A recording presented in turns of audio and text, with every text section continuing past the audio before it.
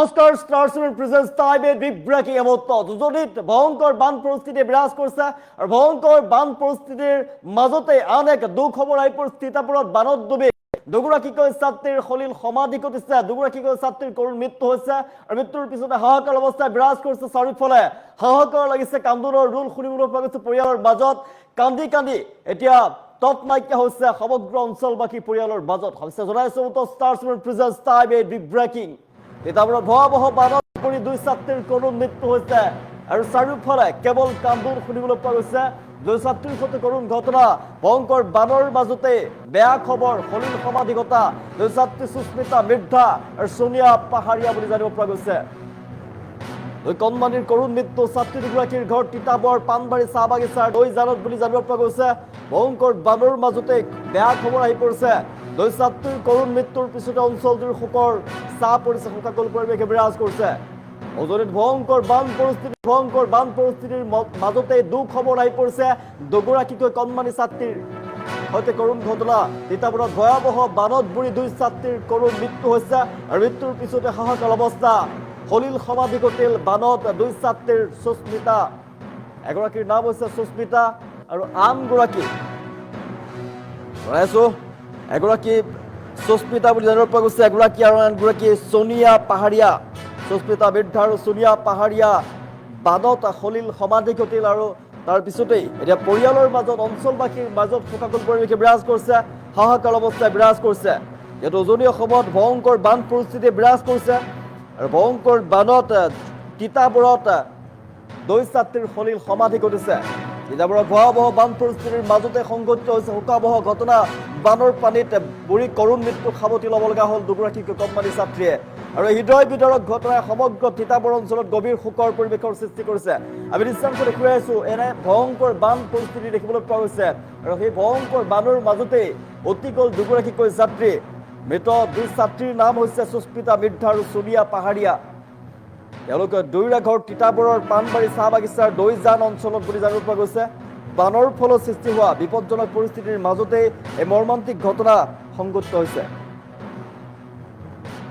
দুই ছাত্ৰীৰ অকাল মৃত্যুৰ পাছতে পৰিয়ালবৰ্গ আত্মীয় স্বজন সহপাঠী সমগ্ৰ অঞ্চলবাসী শোকত ভাগি পৰিছে আৰু সমগ্ৰ ঘটনাৰ খবৰ বিয়পি পৰাৰ লগে লগে অঞ্চলটোত শোকৰ ছাঁ পৰিছে স্থানীয় ৰাইজে গভীৰ শোক প্ৰকাশ কৰিছে এই দুৰ্যোগৰ সময়ত অধিক সাৱধানতা অৱলম্বন কৰাৰ ওপৰত গুৰুত্ব আৰোপ কৰিবৰ বাবে প্ৰশাসনে বাৰম্বাৰ অনুৰোধ জনাইছে দুগৰাকীকৈ কণমানি ছাত্ৰীৰ মৃত্যুৱে সকলোকে মৰ্মাহত কৰি তুলিছে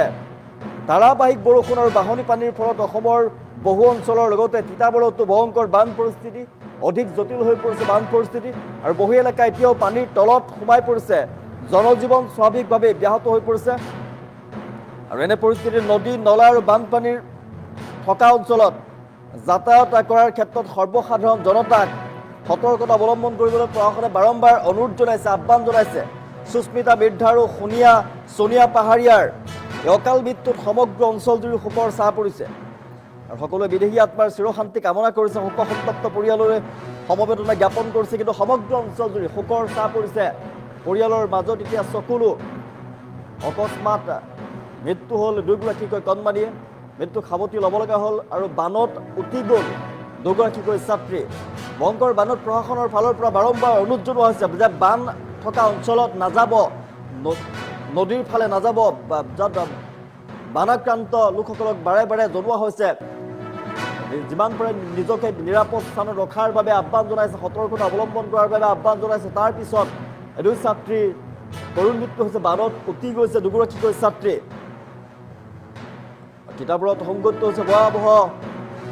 দুৰ্ঘটনা বানত বুৰি দুগৰাকীকৈ ছাত্ৰীৰ কৰুণ মৃত্যুৰ পিছতে হাহাকাৰ লাগিছে পৰিয়ালৰ মাজত সমগ্ৰ অঞ্চলবাসী শোকত ভাগি পৰা দেখিবলৈ পোৱা গৈছে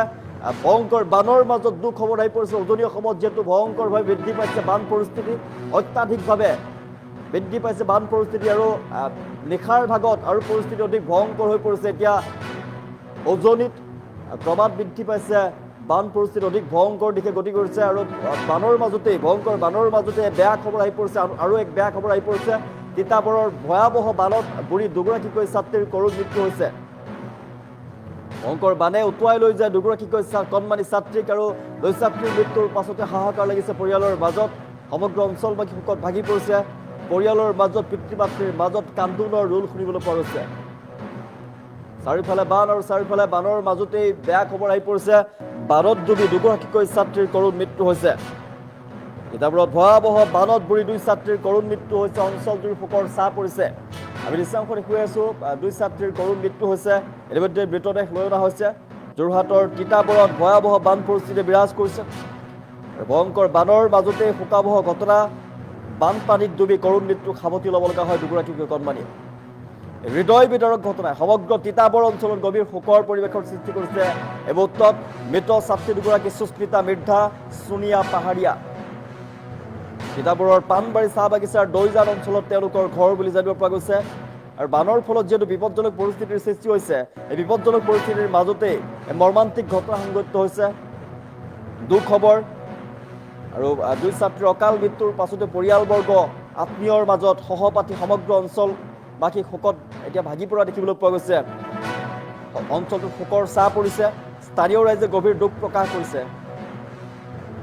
বানৰ কবলত পৰি জীৱন হেৰুওৱা 2 কণমানি ছাত্ৰীৰ মৃত্যু সকলোকে মৰ্মাহত কৰি তুলিছে এই মুহূৰ্তত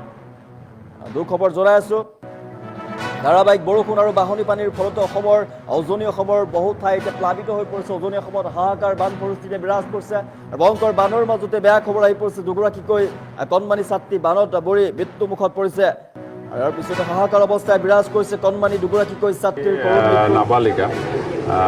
সুস্মিতা মৃদ্ধা আৰু এগৰাকী আছিলে আপোনাৰ সোনিয়া পাহাৰীয়া দুইজনী আচলতে দৈজান বুলি এটা জান তাত হঠাৎ আজি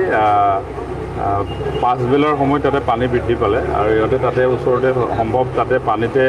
সাঁতুৰিব গৈছিল নাইবা কিবা কাৰণত তাতে আছিলে কিন্তু দুয়োগৰাকী মানে পানীত উঠি গ'ল স্থানীয় মানুহে যদিও উদ্ধাৰ কৰিলে কিন্তু উদ্ধাৰ কৰি এতিয়া বৰ্তমান তিতাবৰ অসামৰিক চিকিৎসালয়ত তেওঁলোকৰ দুয়োগৰাকীকে অনা হৈছে কিন্তু ইয়াতে ইতিমধ্যে চিকিৎসকে দুয়োগৰাকীকে মৃত বুলি ঘোষণা কৰিছে তো খুব দুৰ্ভাগ্যজনক ঘটনা যদি আচলতে তিতাবৰত এইটো আচলতে এটা অপ্ৰত্যাশিত বানপানী এইবাৰ যিটো হৈছে তিতাবৰ ৰাইজে কোনোদিন ভবা নাই এনেকুৱা বানপানীৰ কথা আৰু হেবিটো নাই তিতাবৰ ৰাইজৰ বানপানীৰ লগত আৰু আজি কেইবাটাও তেনেকুৱা মানে মাথাউৰি ভাঙিছে ক'ৰবাত কিবা এইটো আটাইতকৈ দুখজনক দুগৰাকী নাবালিকাই